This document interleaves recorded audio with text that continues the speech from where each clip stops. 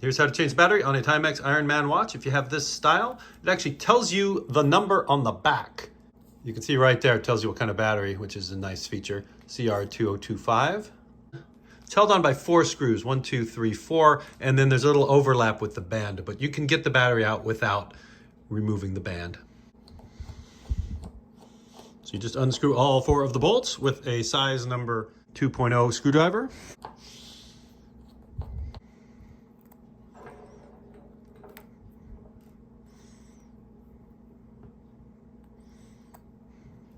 And then the back.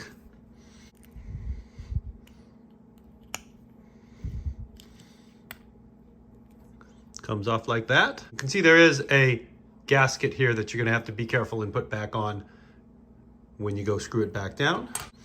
This one even comes with instructions. There's a screw right here. So we undo that screw. This is a sticker that is actually stuck to the battery that you can stick on the new battery. And then you can see it unlatched itself on this end when I had loosened up the screw on the other end.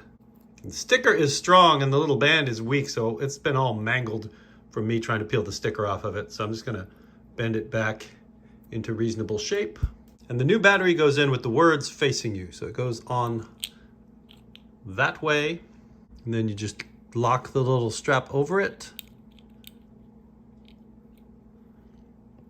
and tighten down the screw.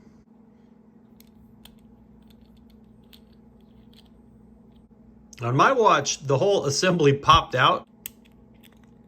Oh no. And when you're popping it back in, you want to make sure you get all the buttons to work. And if you have a button that doesn't work, you can go in with the screwdriver and kind of just push the button, the little metal tab down to get it under the button pusher, and then it'll work. It's easy. If it happens to you, you'll understand what I mean.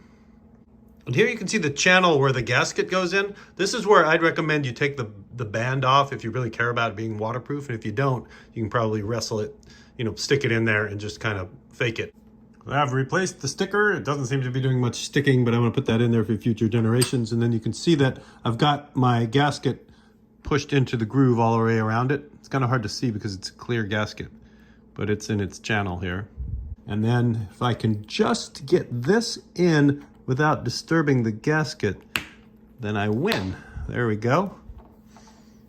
And then all I've got to do is tighten up those 4 screws.